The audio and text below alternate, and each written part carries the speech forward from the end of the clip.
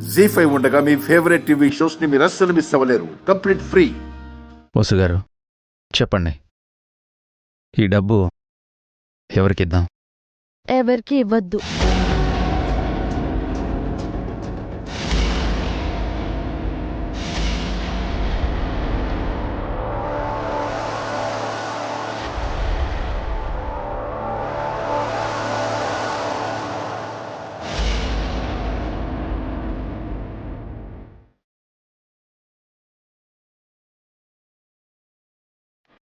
ఆ డబ్బులో ఏ ఒక్క రూపాయి కూడా వీళ్ళల్లో ఏ ఒక్కరికి కూడా ఇవ్వకండి.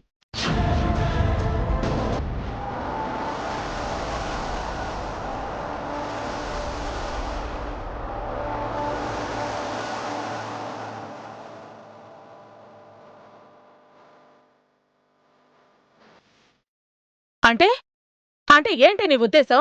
ఆ డబ్బులన్నీ నీ కొంగుని కట్టేసుకోవాలనుకుంటున్నావా? మరీ అంత స్వార్థం పనికిరాదు. మనిషి అన్నాక కాస్తంత మానవత్వం, దయ, జాలి ఉండాలి. నాకు వ్యాపారంలో అనుభవం లేదని తెలుసు, కానీ ఇప్పుడే తెలిసింది నా మీద నీకు నమ్మకం లేదని.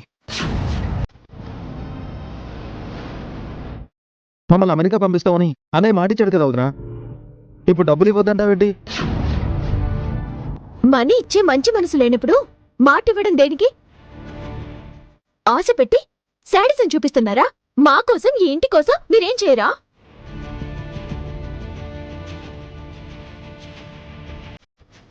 నేను ఈ డబ్బులు మీకు ఇవ్వద్దు అన్నాను. ఈ ఇంటి కోసం ఖర్చు పెట్టద్దు అనలేదు. ఆ? ఈ ఇంట్లో మేం తప్ప ఇంకెవరన్నారే? పెళ్లి కావలసిన శ్రావ్య ఉంది పిన్ని.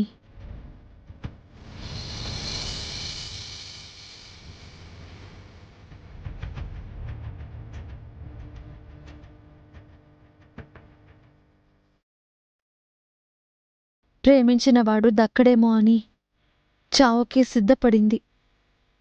ప్రేమించిన వాడితో నిశ్చితార్థం అయి కూడా పెళ్లికి దూరంగా ఉంది.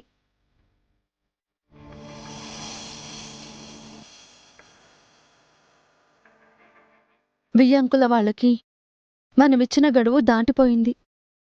ఎన్నాళ్ళని ఆ జంట దూరంగా ఉంటుంది? వెంటనే శ్రావ్య పెళ్లి చేయాలి. ఆ పెళ్లికి మాత్రమే ఈ డబ్బులు వాడాలి. అందుకే మీకెవరికి ఇవ్వద్దు అన్నాను.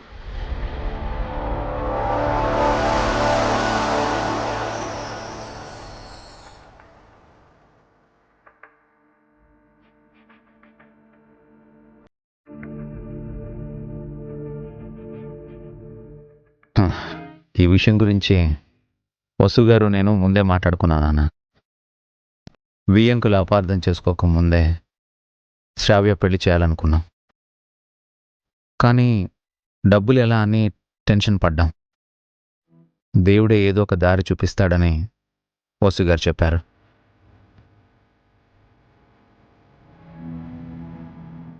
తను చెప్పినట్టుగానే ఏదో మిరాకిల్గా ఈ లాటరీ డబ్బులు వచ్చాయి. శ్రావ్య పెళ్లి ఏ లోటు లేకుండా జరిపించవచ్చు. ఏమంటావమ్మా? ఏం చెప్పనభి, మీ ఇద్దరు మా అంచనాలకి మించి ఎదిగిపోయారు. నాకు మాటలు రావడం లేదు.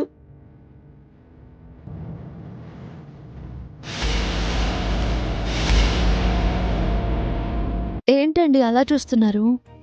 ఈరోజు మీరు చాలా అందంగా కనిపిస్తున్నారండి. అంటే ఇంతకు ముందు అందంగా లేనా? ఆహా, ఉన్నారు. కానీ ఎందుకు ఈరోజు మరింత అందంగా అనిపిస్తున్నారు? అంత స్పెషల్గా నేనేం లేని, ఎప్పట్లాగే ఉన్నాను. నేనంటున్నది బయట కనిపించే రూపం గురించి కాదు, కనిపించని మీ మనసు గురించి.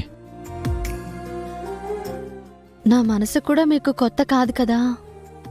రాముడితో పాటు సీత కూడా అడవులకు వెళ్ళిందని, పట్టుచీరలు కట్టుకునే సీత నారచీరలు కట్టుకుందని, కందమూలాలు తినిందని, కటిక నేల మీద నిద్రపోయిందని రామాయణంలో చదువుకున్నాం. అలాంటి సీత కూడా రాముణ్ణి బంగారు లేడి కావాలని అడిగింది. కానీ మీరు లాటరీలో లక్షల రూపాయలు వచ్చినా మీకోసం ఒక్క రూపాయి కావాలని అడగలేదు. చీరలు నగలు కొనివ్వమని అడగలేదు. శ్రావ్య పెళ్లి చేద్దామని అడిగారు. మీది చాలా మంచి మనసండి, గొప్ప మనసు.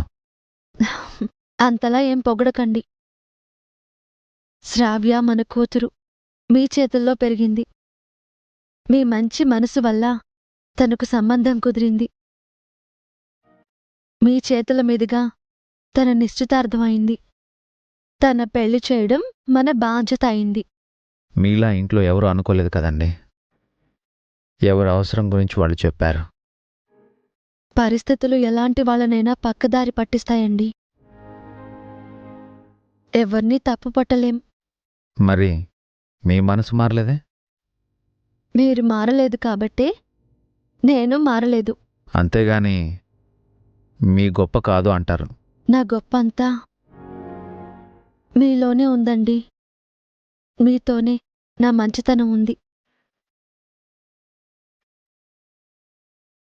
బంగ్లాలో అయినా, ఈ పెంకుటింట్లో అయినా చెక్కు చెదరని మీ ధైర్యం, ఆత్మవిశ్వాసం, మనుషుల పట్ల మీకుండే ప్రేమ, నమ్మకం ఇవే నాకు స్ఫూర్తి. ఆస్తులపై మీకు ఆశే లేదు. మిమ్మల్ని మోసం చేసిన వాళ్లపై కోపమూ లేదు. ఏదో కావాలన్న ఆరాటమూ లేదు. ఏమీ లేదు అన్న నిరాశ లేదు. ఒక మనిషి ప్రశాంతంగా బ్రతకడానికి ఇంతకన్నా ఏం కావాలి? అలాంటి మనిషితో కలిసి బ్రతకడానికి ఎంతో అదృష్టం ఉండాలి. నేను అదృష్టవంతురాలిని. కరెక్ట్గా చెప్పావు వసు. నిజంగా నువ్వు చాలా అదృష్టవంతురాలివి.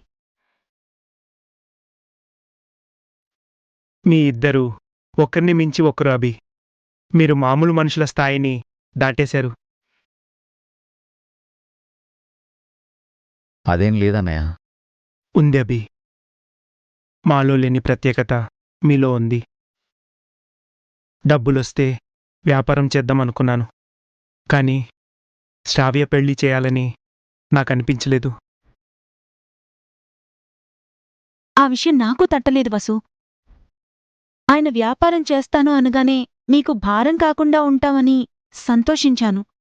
కానీ శ్రావ్య పెళ్లి గురించి ఆలోచించలేదు. వయసులో పెద్దవాణ్ణైనా నువ్వే నాకు అన్నవి. నువ్వే నాకు నాన్నవి. మీ ఇద్దరికీ చేతులు జోడించి నమస్కరించాలనుంది.